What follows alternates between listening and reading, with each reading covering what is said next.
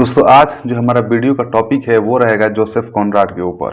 तो Joseph Conrad जो है वो एक मॉडर्निस्ट राइटर हैं और ये हार्ट ऑफ डार्कनेस के लिए बहुत ज़्यादा फेमस हैं।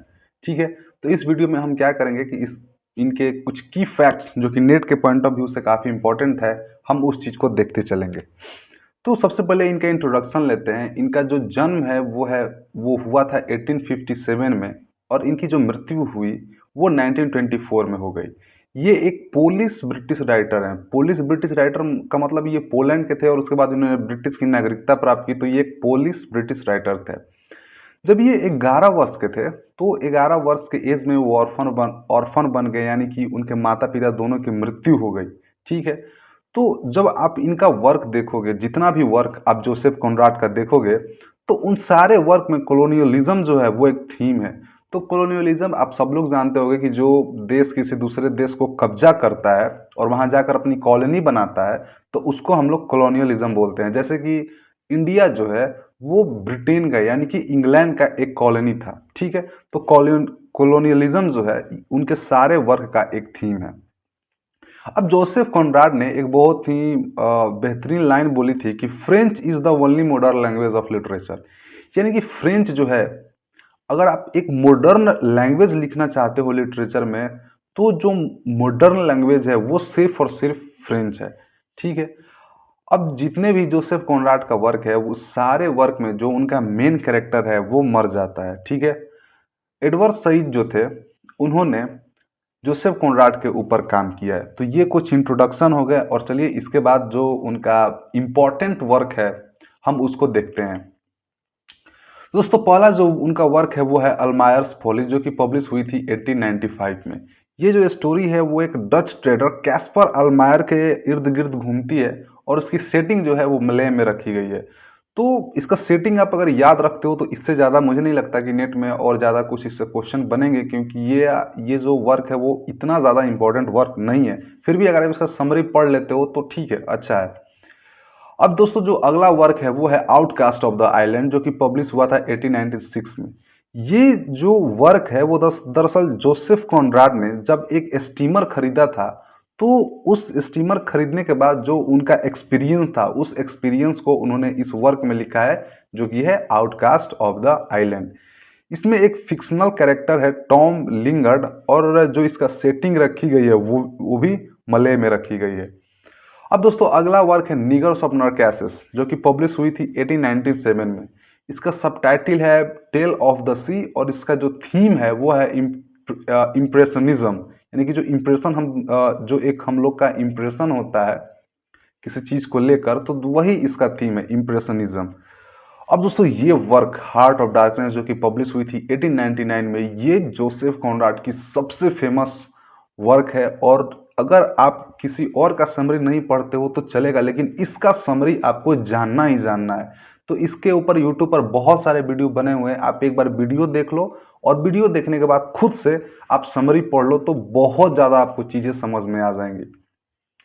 अब दोस्तों जो इसका की फैक्ट है हम उसको देखते हैं कि इसमें जो नरेटर है, पहले तो वो अननेम्ड नरेटर है, उसका कोई नाम नहीं होता है। और इस वर्ग का जो प्रोटैगनिस्ट है वो है चार्ल्स मार्लो। ठीक है, इसकी सेटिंग जो है वो कॉन्गो रिवर में रखी गई है, कॉन्गो रिवर रखी गई है और कर्टज इसमें एक ऑफिसर है। अब जो बात करते हैं मार्लो की, तो मार्लो एक मर्चेंट है। ठीक है, और कर्टज जो है, जो कि आप बोल सकते हो मेरे हिसाब से तो वही मेन कैरेक्टर है, कर्टज ही मेन कैरेक्टर है, वो अंतिम में डेड कर जाता है। और जब कर्टज डेड करता है तो जो उसका लास्ट वर्ड है वो है हॉरर हॉरर। और ये एक फ्रेम स्टोरी है। फ्रेम स्टोरी का मतलब स्टोरी के अंदर स्टोरी। जब आप इसका समरी देखोगे तो आपको बिल्कुल समझ में आ जाएगा कि ये की पॉइंट क्यों इंपॉर्टेंट है। ठीक, अब दोस्तों ये कुछ क्वेश्चंस बने हैं नेट में कि जो जोसेफ कॉनराड का वर्क है हार्ट ऑफ डार्कनेस, वो किन दो चीज़ों के बारे में बात करता है। तो पहला तो वो है एंटी कॉलोनियलिज्म और दूसरा है यूरोसेंट्रिज्म। तो जब आप इस वर्क को पढ़ते हो तो जोसेफ कॉनराड ने इस वर्क के थ्रू ये बताने का कोशिश किया है कि जो कॉलोनियलिज्म जो है, जो एक देश दूसरे देश पर कब्जा करते थे, उनको नर्चर करते थे, वहां से सामान लूटते थे, वो बिल्कुल गलत चीज था, वो सही नहीं था। तो जोसेफ कॉनराड जो थे वो कॉलोनियलिज्म के एकदम अपोजिट थे। दूसरा जो इसका टर्म है वो है यूरोसेंट्रिज्म। अब यूरोसेंट्रिज्म का मतलब ये है कि यूरोसेंट्रिज्म का मतलब होता है कि यूरोप जो है वो सेंटर था। अब जितने भी ज़्यादातर जो देश जिसने दूसरे को गुलाम बनाया था वो यूरोप के थे। तो ये भी चीज़ गलत है कि नहीं, देश को तो गुलाम बनाना नहीं है। तो इन दो चीज़ों के बारे में जोसेफ कॉनराड ने इस वर्क में बात किया है। पहला है एंटी कॉलोनियलिज्म और दूसरा है यूरोसेंट्रिज्म। ठीक है। अब इस वर्क में आपको एक कैरेक्टर मिलेगा जिसका कि नाम है रसियन। तो रसियन जो एक सेंटेंस बोलता है कि I will never never meet person like him.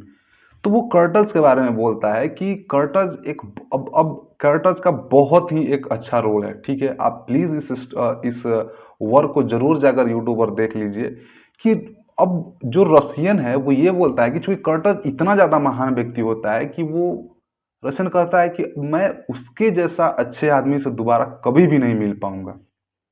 ठीक। इसमें जो स्टोरी है वो रिवर थेम्स से शुरू होती है और जो इसका थीम है वो है ग्रीड। तो ये 4 क्वेश्चन बने हैं यूजीसी में, तो ये जानना बहुत इंपॉर्टेंट है आपके लिए। अब दोस्तों अगला वर्क है लॉर्ड जिम, जो कि पब्लिश हुई थी 1899 में। अब ये भी बहुत इंपॉर्टेंट वर्क है, ये भी बिल्कुल इंपॉर्टेंट वर्क है। तो ये जो स्टोरी है वो एक ऐसे सेलर के बारे में है जो प्रिटेंड करता है कि वो एक हीरो है।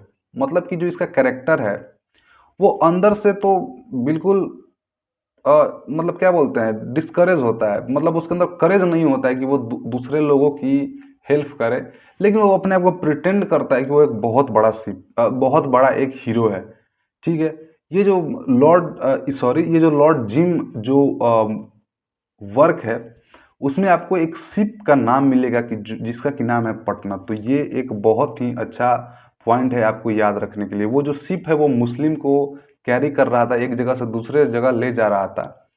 तो इसमें जो मार्लो एक बार फिर से आपको कैरेक्टर मिलेगा जिसने जिम को एक ऑफिसर बनाता है जब वो बहुत ही ज़्यादा गिल्ट महसूस कर रहा होता है। तो अब ये होता कब है कि जब ये जो शिप है पटना वो डूबती है तो उसमें जो जिम होता है वो नदी से मतलब वो समुद्र में कूद जाता है, वो लोगों को मरने के लिए छोड़ देता है। लेकिन बाद में उसको ये बात बहुत गलत लगता है कि नहीं यार, ये चीज़ मैंने सही नहीं किया, और ये उसके अंदर गिल्ट आ जाती है।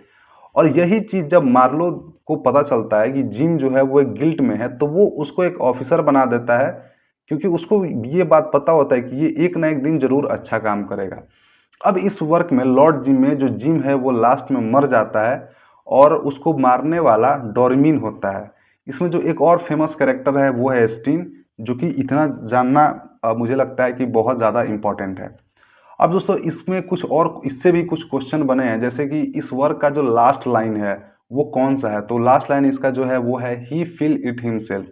ठीक। इसका थीम जो है वो सुसाइड है और इसमें जिम को एक एस्टीम फीचर और एक सिग्निफिकेंट कैरेक्टर के रूप में दिखाया गया है।